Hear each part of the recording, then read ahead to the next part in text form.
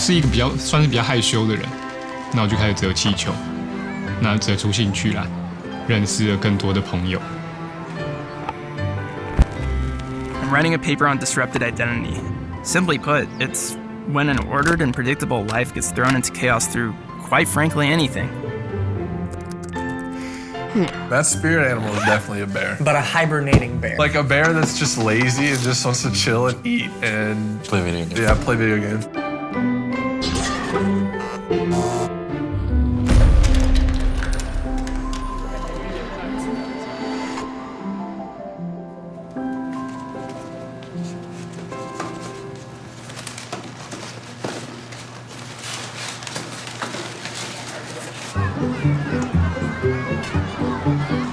我是一个算是比较害羞的人，那本来我自己念完研究所就想说从事历史的相关的工作，但是我觉得说人生如果一直这样子实在太无聊了。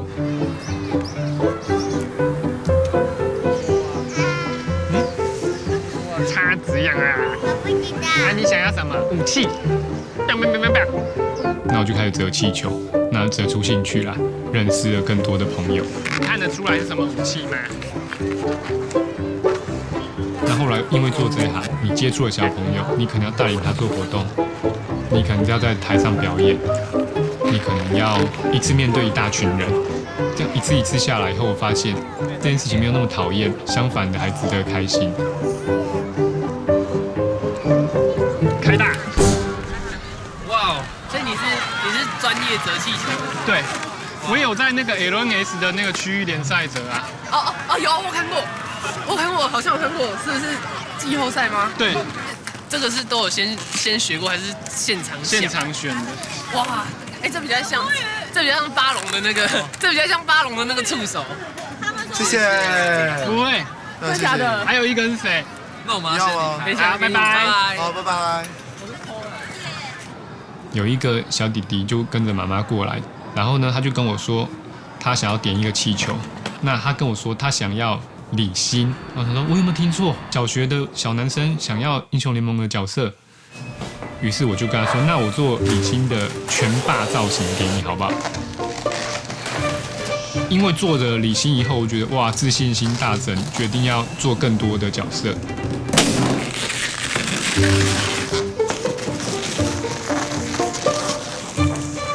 但是因为这些东西都要做很久，所以唢呐大概要2到3小时吧。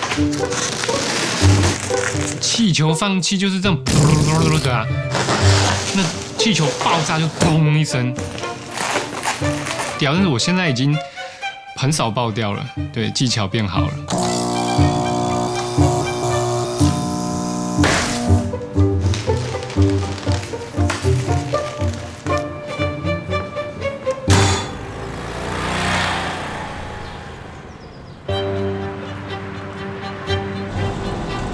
那我觉得做气球，这个气球这个作品好不好，原因就是你爱不爱它。当然，客户可能有时候传一个图片叫我来做，那当然我做得出来。可是我觉得那个没有灵魂的，我做出来一个我会很满意，而不是说应付交差了事，而是哇，这个好棒，我一定要这种感觉。因为我觉得气球本身就是一件开心的事情嘛。对啊，打英雄联盟也是一件开心的事情。对，合在一起当然就是开心的事情。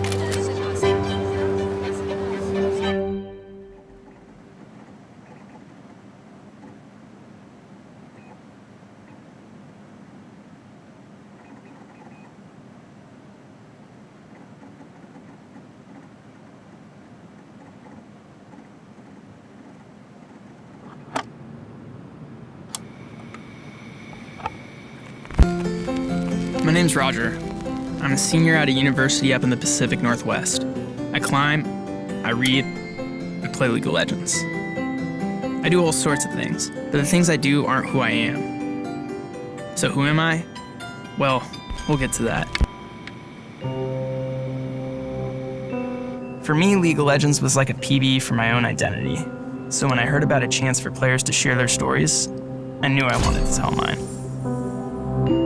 As part of my senior thesis, I'm writing a paper on disrupted identity and how an online community such as League of Legends can interact with one's identity.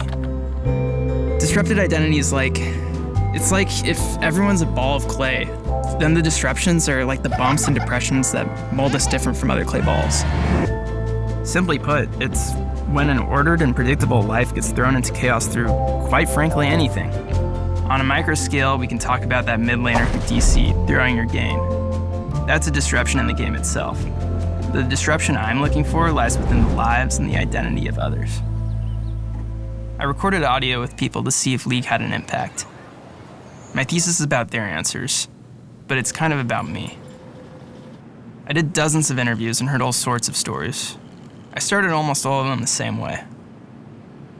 Well, first, you want to introduce yourself? Sure, my name is Grace.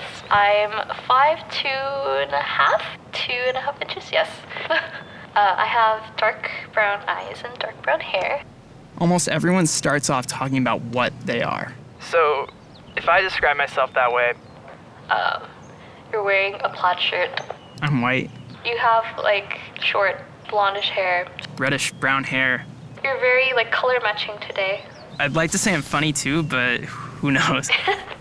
I am a very over-the-top, extroverted, tall person. Physically, I am pretty short, so I'm like 5'6" and like 130 pounds, pretty just slim.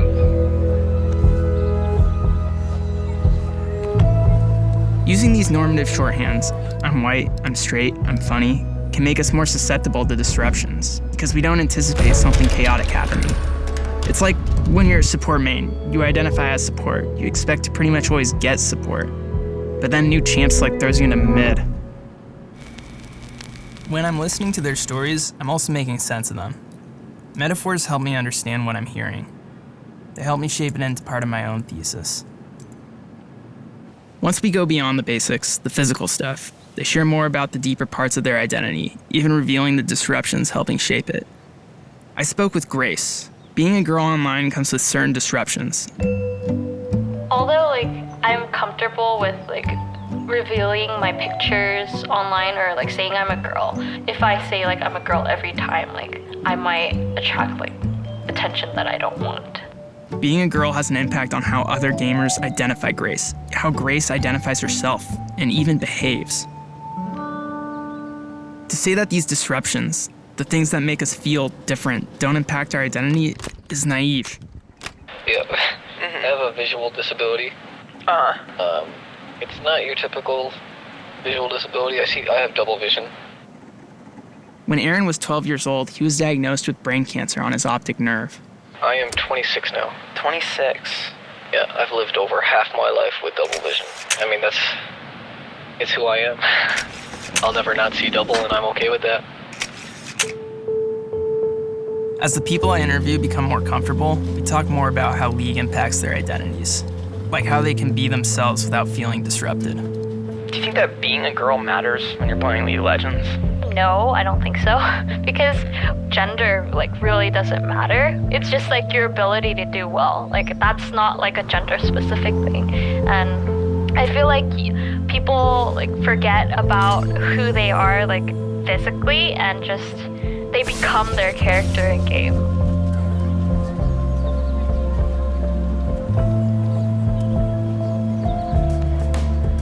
I say for me, people like me who aren't really that social, it's great.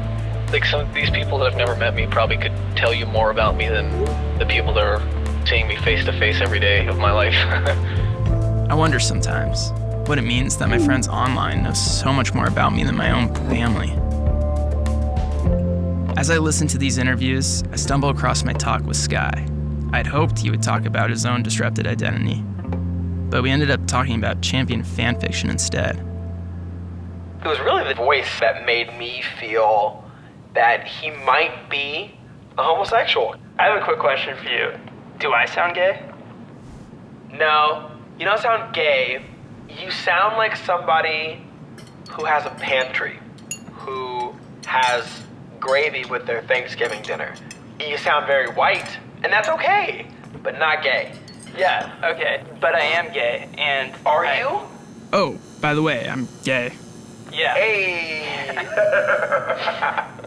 But only when it doesn't hurt me to be. I'm listening for everybody's stories, but really, I'm looking for people like me, finding themselves on the internet. League of Legends was a space where I could be anything, and unlike my offline life, I just decided to be me.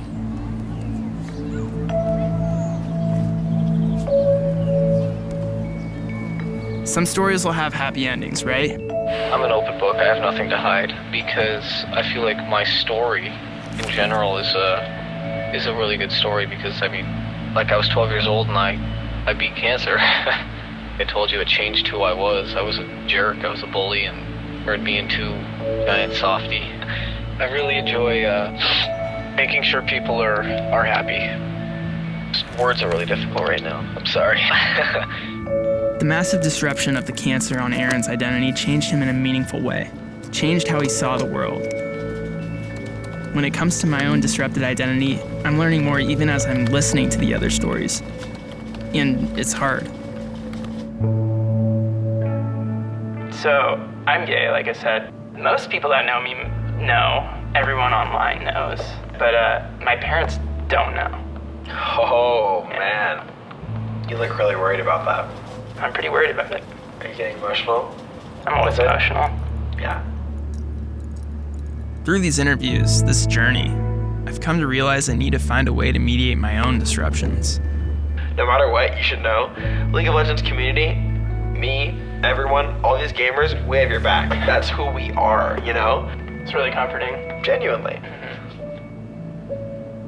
Right now, my identity is an online identity, a League identity, where it isn't a disruption. So who am I? It's not what I am or what I was supposed to be, but what my experiences have been, who I am online, and hopefully offline.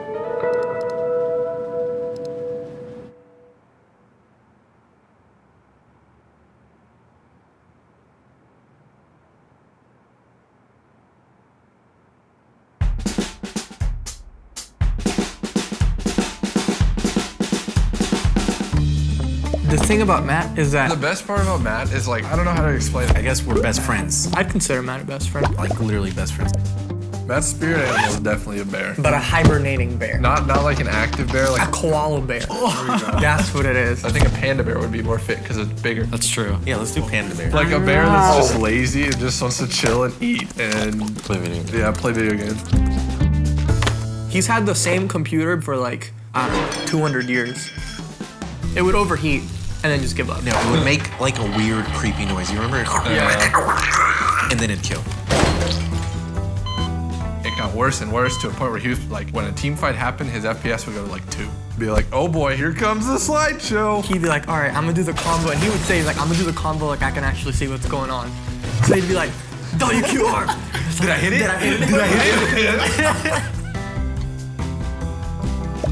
It got to a point, he was like, I can't play League with you, Chris. Like, we're just gonna lose. I'm not gonna be able to do anything. Like, I don't want to bring your LP down. I can't even play Hearthstone. The FPS was so bad on that laptop that he couldn't even play Hearthstone at the lowest graphics settings. Like, it was so bad. I don't think it ever actually stopped us from playing with him. The only thing that stopped us from playing was when he would get off. Because it would be like, hey, Matt, play with us. He's like, you know, you don't understand. My computer will not even open the client. And I'm like, I don't care. And he's like, no, you don't understand. The reason why, like, we wanted him to play with us was because, like, we just missed playing League with him. We missed his presence. He got left behind computer-wise, like, because he just didn't have the money to buy one. I was like, okay, I gotta do something about this. I was like, I'm gonna get him a graphics card or something for his birthday. And then I told Esteban.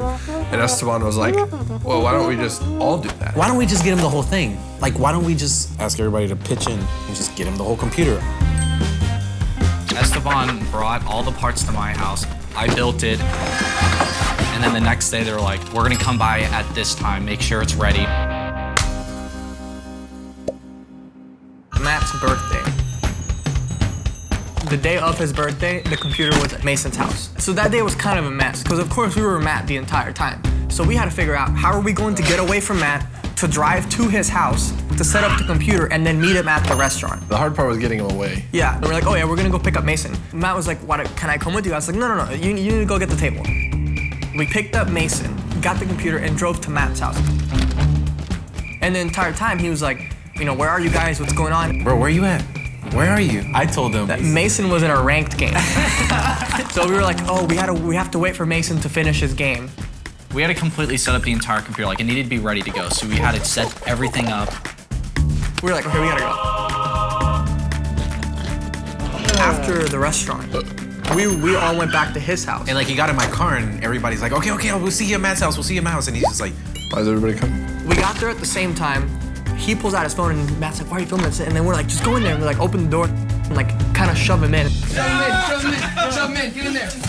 What is that? What is this? What does it look like, motherfucker? Don't give me a computer. Yeah. I'm so crying. Are you kidding me? Was this you? Who did this? It was all of us. We all put in. I'm not gonna lie, I got a little choked up when I saw Matt crying. it's like a big grizzly bear breaking down in front of you. Koala bear. Picking panda, right? Are you picking panda? Yeah, it's a panda. No, it's a panda. It's a panda. Dude, we love you, man. Dude, come here. Matt, come here. Thank you, guys. Dude, we fucking love you so much, man. Come on, go turn it on. I want to see you go turn it on. Yeah, go turn it on, man.